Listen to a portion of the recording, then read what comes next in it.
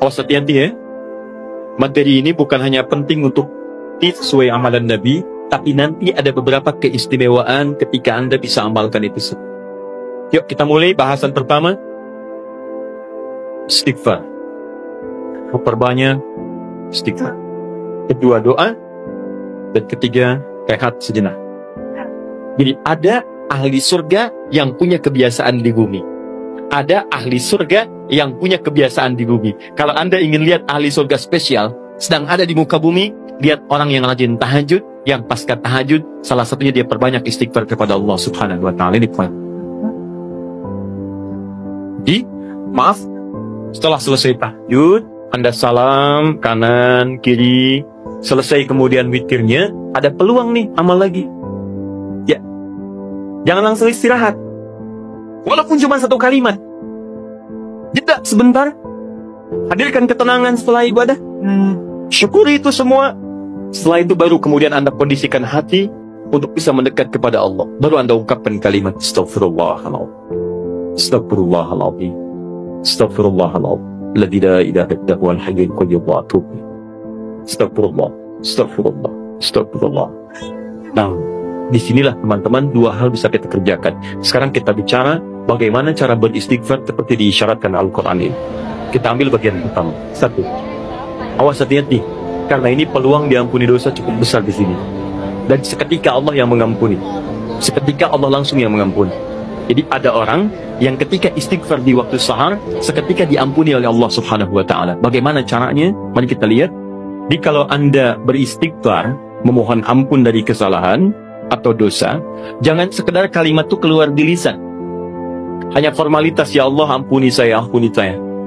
Setiap kalimat yang disampaikan dalam Al-Quran, ingat baik-baik, ataupun dalam hadis, itu selalu diistilahkan dengan zikir namanya. Zikir. Ingat baik-baik ya, setiap kalimat kebaikan yang diungkapkan di lisan, itu selalu diistilahkan oleh Quran dengan zikir. Misal, tadi yang astagfirullah, subhanallah, alhamdulillah, yang kita kerjakan ba'da salat, kita kan ba'da salat kita kerjakan astagfirullah, kan istighfar kan? Baik ya, di hadis Muslim, hadis 591. Ya, Nabi kemudian mengucapkan astagfirullah, astagfirullah, astagfirullah. Allahumma antas salam, minkas salam, tabarakta ya dzal jalali wal ikram. Di hadis Muslim hadis 593 kemudian mengatakan la ilaha illallah wahdahu la syarika lah, lahul mulku wal hamdu wa huwa ala kulli syai'in qadir. Baru setelah itu subhanallah, alhamdulillah, Allahu akbar. Zikir ini disebut zikir di Quran. Di Quran surah keempat ayat 103. Paling kanan sebelah atas, ada sedikit ke tengah. Lihat kalimatnya. Fa idza qadaitumus sholata fadhkurullaha. Kalau Anda tuntas mengerjakan sholat, segeralah berzikir kepada Allah Subhanahu wa taala. Nah, apa itu zikir? Zikir itu bukan sekedar kalimat yang diungkapkan, tapi zikir secara bahasa saja sudah mengandung arti sesuatu yang teringat, sesuatu yang dirasakan, ingat dan dirasakan.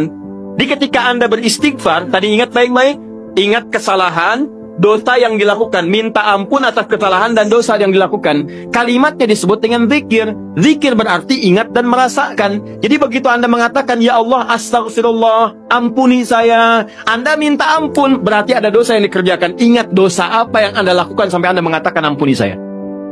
Ini bukan cuma di lisan. Ini begitu Anda istighfar, itu enak Pak.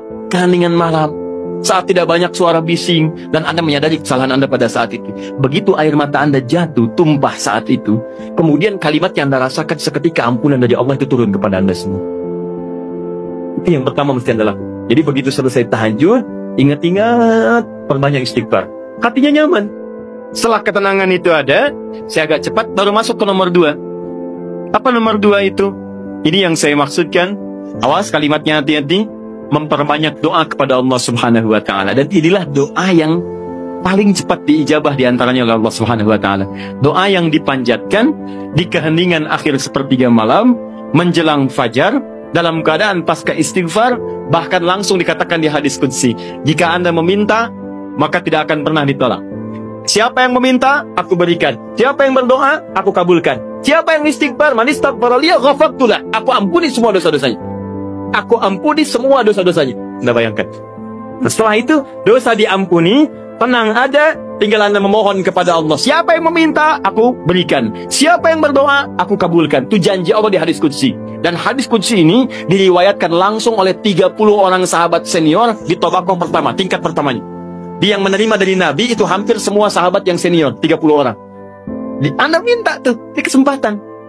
Mungkin inilah waktu yang doa-doa Anda yang dulu itu mungkin belum terkabul. Anda diminta berada di waktu itu. Kalau sudah diberikan waktunya Anda tidak minta, Anda butuh waktu apa lagi? Ayo, yang katanya mohon kepada Allah minta keturunan terbaik, rizki terbaik, pasangan terbaik, ya perilaku yang baik, waktu ini. Nah, apa doa di antara yang dimohonkan? Ini saya tunjukkan ada di Abu Daud, nomor hadis 1427. Kemudian di At-Tirmidzi, nomor hadis 3566. 3566. Imam At-Tirmidzi di antara yang mendawamkan malamnya tahajud. Bahkan berdoa. Terus istighfar. Sampai buta matanya. Ya, orang bertanya, Syekh lima hakadha, kenapa Anda masih seperti ini? Dia imam besar, ahli tahajud, ahli Quran, menulis juga Al-Jami' As-Sahih. Dia dikenal dengan Sunan At-Tirmidzi, ahli hadis juga. Tapi di akhir hidupnya banyak menangis sampai buta matanya. Ditanya kenapa sampai begini? Kata beliau, saya khawatir dan takut ketika diwafatkan dan menghadap kepada Allah belum cukup bekal saya dipandang oleh Allah Subhanahu wa ta'ala. Ada seorang imam sampai menangis mata buta. Ditanya kenapa? Takut saat pulang bekalnya belum cukup. Ya, coba lihat kita. Imam bukan, makmum kadang-kadang. Cita-cita masuk surga, surganya Firdaus bersama Nabi lagi. Berapa amalannya dibandingkan dengan orang-orang soleh terdahulu? Paham? Baik. Kemudian ada juga di An-Nasa'i. Kalau At-Tirmidzi nama aslinya bukan At-Tirmidzi, nama aslinya Muhammad. Muhammad tinggal di Tirmidz, dikenal dengan At-Tirmidzi. Beliau hafal 500.000 hadis. Ya, dan hafalnya lancar sekali, ringan mengucapkan, lunak menyebutkan. Sampai kata Syekhul Islam Ibnu Qayyim Al-Jauziyah mengatakan, kalau dulu ada Nabi Daud bisa melunakkan besi dengan tangannya, maka ini Abu Daud bisa melunakkan hadis dengan lisannya. Baik, tadi At-Tirmidzi sudah. An-Nasa'i nomor hadis 1747. 1747. Kemudian Ibnu Majah, An-Nasa'i ini muridnya juga Imam Asy-Syafi'i. Dia pernah belajar kepada Imam Asy-Syafi'i. Kemudian Ibnu Majah nomor hadis 1168. Semua hadis yang diriwayatkan oleh para imam ini sumbernya dari seorang sahabat, menantu Nabi sallallahu alaihi wasallam, yang juga sering dibangunkan oleh Nabi sallallahu alaihi wasallam untuk menunaikan salat malamnya, yaitu sahabat Ali bin Abi Thalib radhiyallahu taala anhu. Apa di antara doanya? Allahumma inni a'udzu biridhaka. Ya, Ali bin Abi Thalib mengajarkan doa dari Nabi sallallahu alaihi wasallam setelah kemudian tahajud, setelah beristighfar kepada Allah. Lalu doa pertama yang disampaikan bukan doa permintaan lain-lain dulu, tahan dulu yang lainnya. Tapi yang didahulukan yang ini. Ya Allah, Allahumma inni a'udzubika biridhaka min sakhatik. Ya Allah, saya berlindung kepadamu dengan mengharap ridhamu. Jauhkan saya, ya Allah, jauhkan saya dari segala apa yang kau murkai. Di antara makna ridha, kalau sudah datang dari Allah, maka mengabulkan semua doa-doa yang dimohonkan. Ridha itu maknanya 3. Mengabulkan doa yang dimohonkan, mengampuni dosa yang pernah berlangsung dalam kehidupan, dan yang ketiga memberikan solusi dari semua persoalan yang Anda hadapi dalam kehidupan. Baik, teruskan. Wa bimu'afatika min 'uqubatik. Wa bimu'afatika, dan hamba berlindung kepadamu ya Rabb dengan segala penjagaan dan pemaafanmu. Mu'afah itu adalah sifat penjagaan dan pemberian maaf. Anda dijaga oleh security, terjaga, nyaman Anda. Anak dijaga orang tua, nikmat, nyaman. Tapi apakah selamanya bersama security? Tidak. Selamanya bersama orang tua, mungkin terpisah. Kalau Anda titipkan diri Anda kepada Allah, maka siapa yang bisa mengganggu Anda dalam kehidupan?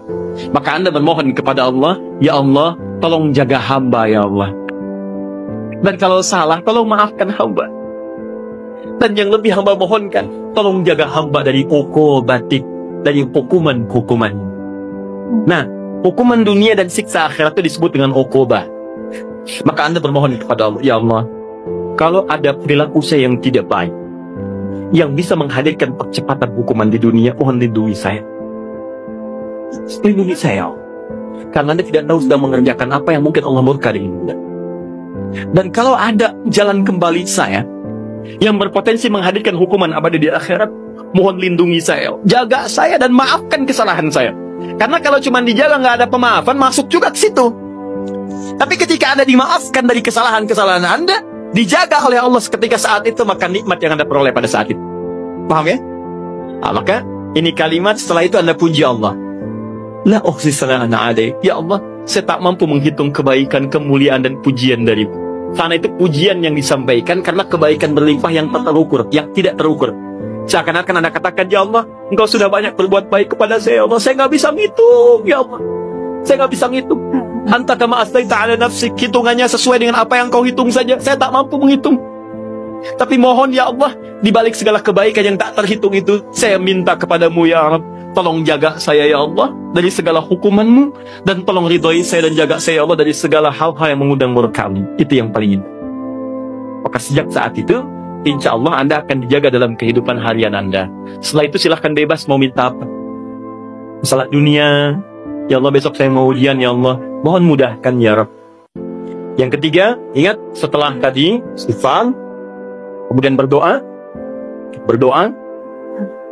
Setelah itu rehat sejenak untuk persiapan subuh. Jadi begitu sudah istirahat sejenak, nanti begitu subuh segar kembali kita. Segar, enak, nyaman. Begitu Allah Akbar, Allahu Akbar, subuh sudah siap. Kalau wudhu batal, perbaiki wudhu. Kalau tidak, kita sudah dalam keadaan tenang. Boleh. Sandaran. Nah, itu sunnah. Ketika Anda melakukan itu karena petunjuk hadits, maka Anda dapat pahala. Paling enak. Tidur dapat pahala. Bayangkan. Sandaran dapat pahala. Itu paling indah. Nah, saya pernah lakukan ini, teman-teman sekalian. Itu waktu di pesantren tuh. Ya, malam ke masjid. Kalau ujian orang ke kelas, kadang-kadang dia ke kelas sampai larut malam, saya ke masjid. Bawa buku juga kita. Ya. Kemudian malamnya sholat. Ya, kemudian setelah itu kita istighfar, berdoa, minta. Ketiduran tuh sebentar. Ya, kalau ke masjid itu kenapa ketiduran di masjid paling enak? Karena menjelang subuh pasti orang ke masjid semua kan? Pasti bangun tuh. Baik. Hampir setiap saya yang tertidur itu selalu bermimpi ngerjain soal. Bangun lagi, alhamdulillah. Sholat. Begitu masuk ruangan ujian, soalnya persis seperti yang dilihat tadi malam. Kemudian hampir selesai. Pernah 1 kali dibagikan. Begitu dibagikan kayak semalam nih. Saya isiin aja tuh. Begitu selesai bagikan, saya selesai mengerjakannya. Saya bilang, saya selesai Pak. Selesai katanya. Kan baru saya bagi, tapi saya selesai. Diambil oleh beliau, dilihat. Nah, sementara ke depan dulu nak ya. Kamu duduk di depan di sini. Tolong lihat teman-teman yang sedang mengerjakan ujian. Bapak beresin administrasi dulu. Selesai. Tapi itu nyaman, enak gitu ya. Saya anjurkan teman-teman, adik-adik terutama yang masih kuliah, masih apa, dekati Allah. Karena Allah yang punya pengetahuan. Dekati yang punya, maka Anda akan diberikan hal yang terbaik. Itu ada rumusnya di Quran surah kedua Al-Baqarah di ujung ayat 282. Paling kiri sebelah bawah, paling ujung.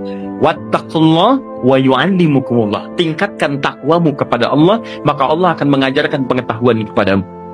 Apa di antara mana takwa itu? Tambah ibadahnya. Di antaranya tahajud. Makanya orang tahajud dibuka dengan kalimat takwa. Tadi Quran surah 51 ayat 15. Innal muttaqina fi jannatin wa uyun. Sebagian orang takwa tinggal di taman surga. Apa amalannya? Innahum kanu qabla dzalika muhsinin. Kanu qalilan minal laili ma yahja'un. Sedikit tidurnya, bangun malam. Wabil ashari hum yastaghfirun, istighfar. Nah, saya sarankan walaupun Anda dalam beraktivitas keseharian, setelah itu istighfar, sebelum rehat, ayo perbanyak doa. Doa, maaf ya maaf, sekali lagi. Kalau di pekerjaan ada kesulitan, minta saat itu. Di rumah tangga ada masalah, minta saat itu. Ya, dalam kehidupan ada persoalan, minta saat itu. Walaupun tidak ada apa-apa dalam kehidupan dunia, minta surga terbaik yang di akhirat. Maka ini di antara sunnah. Setelah Anda kerjakan itu, saya katakan pada Anda, insya Allah akan terjadi perubahan dalam hidup Anda minimal di hari itu. Gak percaya silahkan. Saya akan coba, demi Allah saya katakan. Silahkan coba, bedakan rasanya, rasakan bedanya, dan pasti akan terasa bedanya. Bangun malam ini, siapkan, kompak dengan keluarga. Anda kompak aja, mah kita bangun jam sekian ya. Anak-anak kita bangunin deh, kita bangunin. Siapin misalnya bangun 2:30, bangun jam 3, kita sholat. Walaupun 2 rakaat lu nggak apa-apa, witir 1 rakaat. Tapi kita amalkan ini. Silahkan Anda cek ya, demi Allah saya katakan. Maka di hari itu akan terjadi perubahan pada diri Anda ketika Anda mengerjakan seperti apa yang tadi disampaikan. Cek, di rumah akan tenang, diri Anda pun akan lebih nyaman, pekerjaan akan lebih tertib, dan keberkahan akan hadir dalam kehidupan Anda. Itu yang menyebabkan Uthman bin Affan, Abdurrahman bin Auf, Tamim Ad-Dari, dan sahabat yang lainnya tidak pernah meninggalkan sholat malam selama hidupnya. Bahkan tidak ada yang paling indah kecuali mereka berada di malam hari sampai menuntaskan tahajudnya dengan khatam Al-Quran. Dan puncaknya, wa'afat juga berarti penjagaan dalam urusan dunia. Kalau Anda sudah rajin tahajud, maka Anda akan dijaga oleh Allah dari semua kemungkinan yang mengganggu Anda dalam kehidupan. Allah jadi pembela Anda.